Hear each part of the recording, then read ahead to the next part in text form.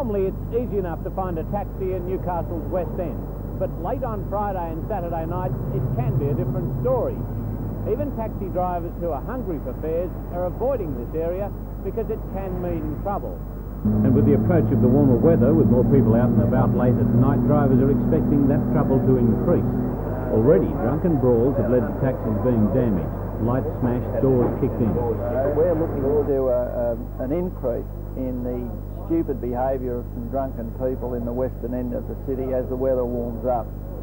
And really we're calling for a more active police presence, as happened some months ago when they cleaned the area up. It is a real problem then for taxi drivers, not knowing what they might encounter when they go to pick up a fare there. Yes, there is a real problem there. We've had vehicles damaged, we've had the roof signs damaged, we've had the signs on the boots damaged, the boots themselves damaged, doors kicked in, and drivers involved in assault with passengers who've refused to leave the cab. That sort of thing was happening on a regular basis in the summer, and we think that it's going to come again if there isn't some more active police activity.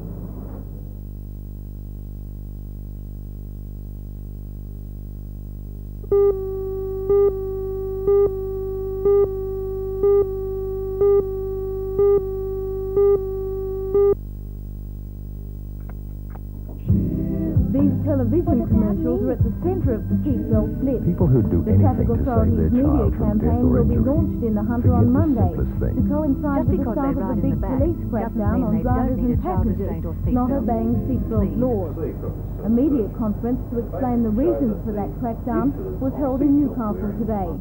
Dr. Robert Arterson from the Traffic Authority revealed the latest startling statistics on seatbelt use. Since 1976, the number of drivers and front seat passengers wearing belts has declined by 8%, and in the back seat a 30% decline has been observed. It has also been found that only 63% of children are wearing belts or child restraints, and that 8% of such restraints are fitted into The silver Toyota was travelling north on the Pacific Highway when it spun into the southbound lane, causing a collision that involved 3 other vehicles. At least a third A of female those passenger in the Toyota was killed instantly. It appears, at least, as though people are simply becoming forgetful about the need for and value of seatbelts and the need for restraining children. They're perhaps becoming blasé. They're perhaps falling into the old traps of believing that, particularly on short journeys just around home, they don't need seatbelts. These things are all fallacies, of course, and people can be killed and injured just as easily 100 yards from home as 100 miles from home. Failure to observe seatbelt laws carries a $50 fine, but the aim of both police and the Traffic Authority is not to convince people to belt up just to avoid being out of pocket. They want to educate them into using belts for their own and their children's safety. Facing a $50 fine is a pretty dumb reason for wearing your seatbelt. Click, clack, front and back.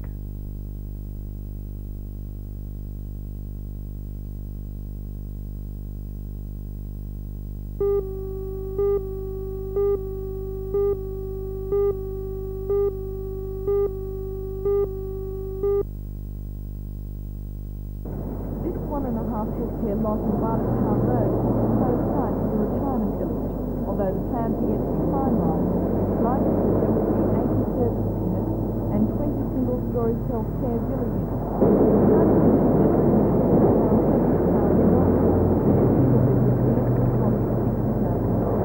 The project will be managed by the Anglican Church. In this sort of area for a long time. The church is fulfilling a growing need in the community. The need is great all over. I think we've got something like 1,000 on our waiting list to CA Brown for either self-care or hostel or nursing home accommodation. And it's very important for us to be able to provide that care, particularly as I said, with the increasing numbers coming into the age bracket.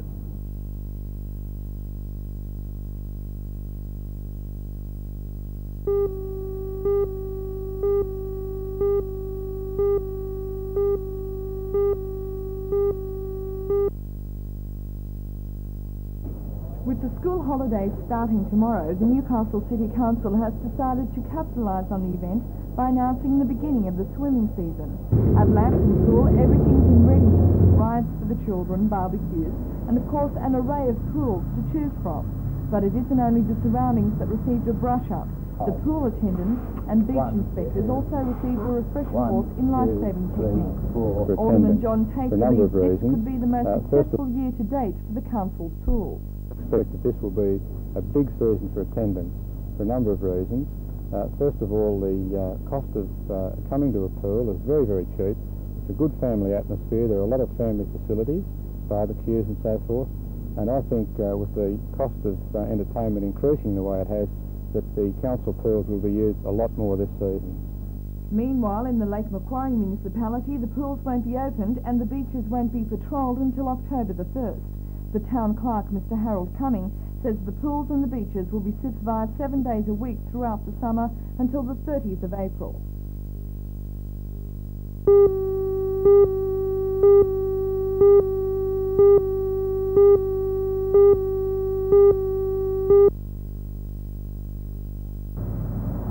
North and southbound traffic was halted for at least 40 minutes this afternoon when the Swansea Bridge became stuck. The bridge opened to allow a yacht to sail through into Lake Macquarie and couldn't be lowered again because of an electrical fault.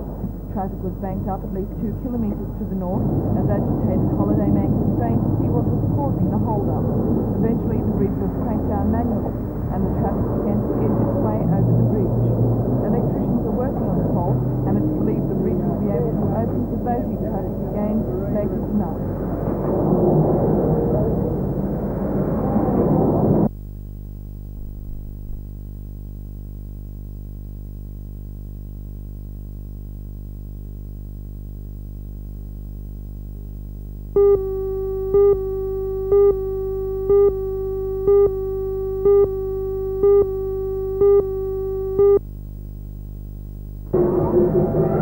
If you're thinking of taking a train anywhere for the holidays, forget it. This is the only one running in the entire state. Of course, it's not taking on any passengers, but it's certainly worth stopping to have a look at if you're passing through the Garden City Shopping Centre. The Lilyfoot Engage Railway is the creation of Len and Mary Marston of Sydney, who took on the 3.5-year task as a retirement project. The railway features carefully constructed city and rural teams and is certainly to delight young and old alike. Another quite different school holiday display opened today at the Regent Library in Layman Street. This impressive stamp exhibition by the Newcastle Citizen Society was officially opened this afternoon by the Deputy Lord Mayor, Alderman John Geddes. The feature of the exhibition is this collection of old letters and postcards, all from the Newcastle area. As well, there is an assortment of stamps from the four corners of the globe. In fact, there are items of interest to all stamp enthusiasts, from the novice to the dedicated collector. When you do run out of holiday activities, the Charlestown Youth Support Scheme has the ideal solution. Throughout this week, the group is conducting a vacation centre and children from 5 to 13 can participate in a variety of activities for the small price of $1 a day. Today's activities included rap dancing lessons and a trip to the beach. Other excursions to the movies, the circus and Edgevale Farm are planned for the rest of the week.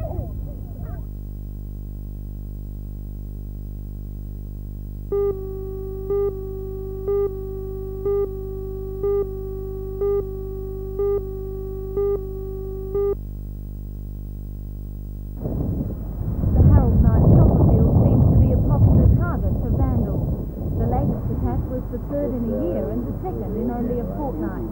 At about 8 o'clock last night, the vandals broke into the canteen, which still bears the marks of a previous attack. After knocking in a wall, they lit a fire which had all but destroyed the building. All the contents, including stock nets, 2 refrigerators, a freezer and a stove, have been rendered useless. The building, which is owned by the Lake Macquarie Council, is covered by insurance, but the contents are not. They belong to the Charlestown Hotspurs Junior Soccer Club, which now has to find almost $5,000 to replace them. The rampage of destruction continued in the dressing shed, where lights, showers and a table were smashed. This morning, disillusioned soccer club officials inspected the damage with Alderman John Moss. Afterwards, Alderman Moss called on the public to assist the council in its efforts to stamp out vandalism. We are going to have to depend on the general public to be of assistance to us to try and apprehend the misdemeanors and try and rectify it that way. That appears to be the only avenue open to us now.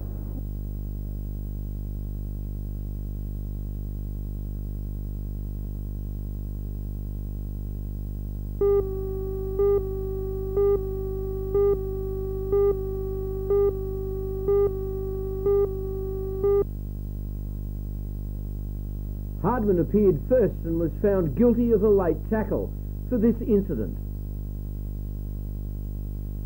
There's Martini's kick. 1, 2 and bang. He was suspended for 1 week, meaning that he will be out of Sunday's big game. The Lakes United Club, though, have appealed over the severity of Hardman's sentence. That appeal will be heard on Thursday night. Next man in was Taylor, looking like he had a date with the hangman. He may have regretted what many thought was an over-aggressive display on Sunday. Murray and Taylor having a bit of swipe at one another. There is absolutely no love lost here. Shane Matthews got it away to Craig Dedman now. Look at Taylor coming in there! He copped a $200 fine for that effort. Without trying to be critical of the judiciary, as it is the hardest job in it, along with refereeing, a footballer would gladly drop $1 than miss a final in big-time football. Rip, though, was a realist, and I'll bet he smiled as he left the club last night.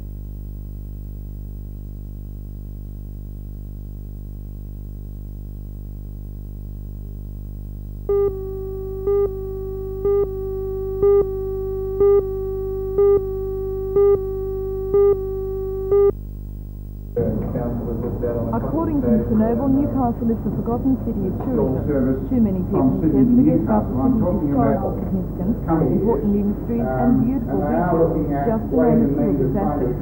Mr Noble says that many overseas and interstate tourists bypass Newcastle. He believes this could be rectified if there was easier access by air, and that means a new regional airport. The airports that exist at the moment are saturated from a point of view of operation. They can't take larger aircraft.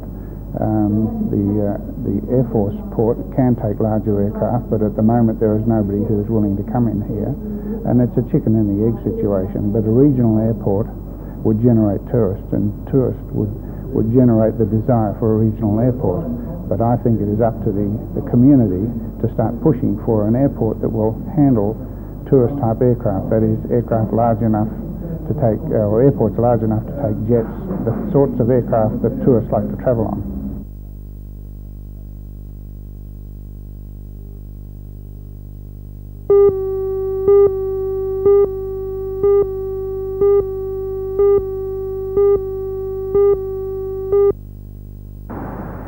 The proposed development in Crowders Road, Ellamore Vale, is to be built alongside another cluster housing estate, but the similarities end there. The new site is to be about 80% bigger than the existing estate, and it will house about 120% more people. These houses cover 64% of the area, while the new estate will cover 99%, and this is just within the density code. At last night's Works and Planning Committee meeting, residents from the Housing Commission estate spoke about the built-up tensions that such close-knit living can cause. The problem of drainage was also brought up, and the occurrence of flooding, but that was answered with a report from the Hunter District Water Board saying that the drainage system was adequate. Resident Mr Andrew Ferguson says there must also be consideration given to the rural-like environment of Ellamore Vale, and how this development contradicts that. The concept of a very concentrated development of the type that's proposed is completely out of character with the rural origins of the area. None of us are against progress, none of us are against development. This area has to grow and come of age. But we don't want to see a very concentrated development that's more applicable to that which you'd expect in an inner city suburb.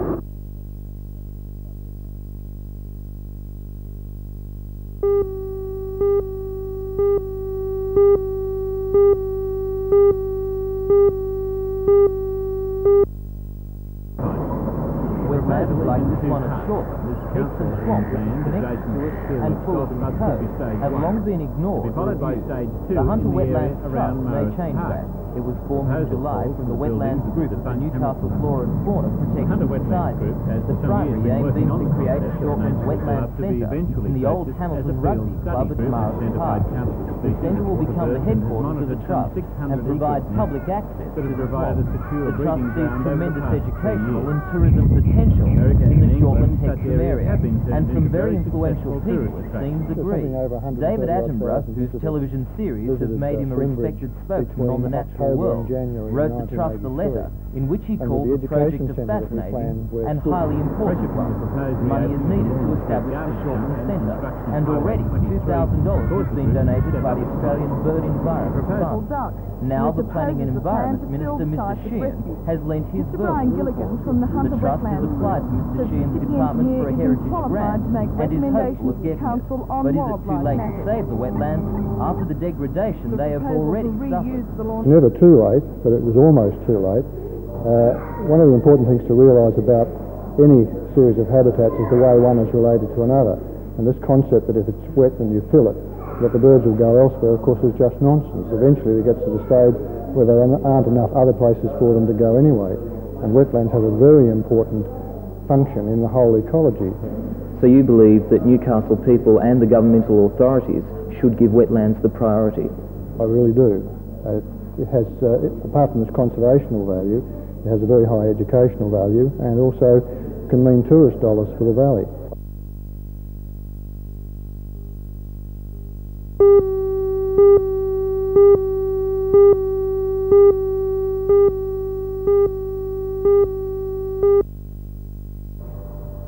The two Drysdales join a third example which the gallery already had, making an impressive display of the famous artist's work. They have been loaned to the gallery for 2 years by a Sydney businessman who grew up in Newcastle. Sir Russell Drysdale died in 1981, and since then his already critically acclaimed work has again been in vogue. Sir Russell was influenced by the Surrealist movement and mostly painted the outback. Assistant Director of the gallery, Andrew Sayers, explained. And these two works from the mid-50s are an extension of his vision of the interior of Australia, dry, desolate, showing the effects of drought. And one of these pictures, the shopping day, shows his sympathy for the plight of the Aboriginal. If you want to see the Drysdales, they are hanging with the rest of the permanent collection, which is out of mothballs for the first time in many months.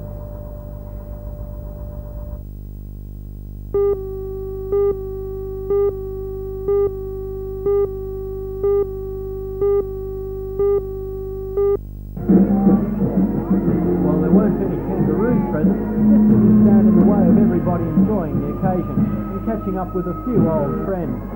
People of all ages gathered in the glorious sunshine of Blackbuck and set about celebrating. They consumed literally thousands of ice creams, barbecued sausages and cans of soft drinks. For many of those present, the highlight was the inflated castle, while for others it was just a good chance to sit and listen to the music of the Broadmeadow High School Band.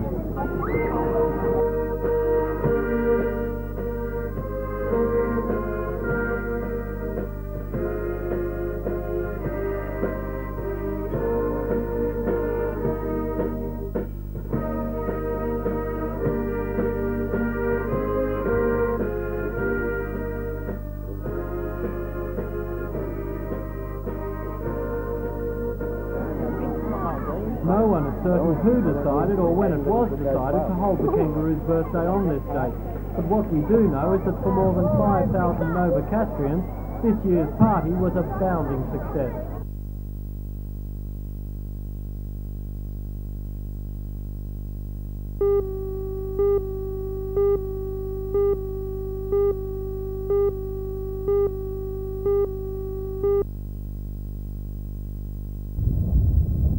Broadmeadow helipad is empty tonight, and this means the service offered by the volunteers of the Surf Lifesaving Association has been suspended. What happens now? The director of the service, Mr. Terry Mulvill. Well, we'll be endeavouring to get another machine in as quickly as possible. It's going to depend a lot on how quickly the funds come into the public appeal at the moment, because there is a shortfall between what we need to lease a machine and what is available in our kitty at the moment. What sort of shortfall? Well, between $60,000 and $100,000. And if between $60,000 and $100,000 flows in, that's to lease a machine for another year? Yes, that'll give us a lease on a machine for at least another 12 months and allow us to continue to operate it in the way that we currently have been for at least 12 months. It had been expected that the present helicopter wouldn't be withdrawn for another month. The Deputy Lord Mayor, Alderman Don Geddes, who has opened an appeal to raise funds to allow the service to continue, was surprised at the short notice. I'm completely shocked that this would happen. I'm shocked because Newcastle's been left without a service and the Valley's been left without a service. So what are your next steps? Well, the next steps is to make certain the appeal successful. On Friday we organised a committee, and that committee will now meet to formulate policies in relation to the raising of funds, and we hope from there we'll be able to either acquire sufficient money to be able to lease a helicopter, or conversely, in the long term, purchase a helicopter for Newcastle and the Hunter region. It doesn't matter who runs it, as long as it's there, and that's the thing that I'm concerned about, that this service is now lost for the time being. We've now got to look to getting a service in the short term, and we've then got to look at the long-term situation of providing Newcastle with the cover it needs, that's Newcastle and the Hunter region. The owners say the present machine is on call for use in genuine emergencies. Superintendent Titley of Newcastle Police says a police helicopter can be here in just over half an hour if needed. The RAAF says it will respond to requests for assistance from civilian authorities in times of crisis. But tonight there is no rescue helicopter on duty in the Hunter Valley.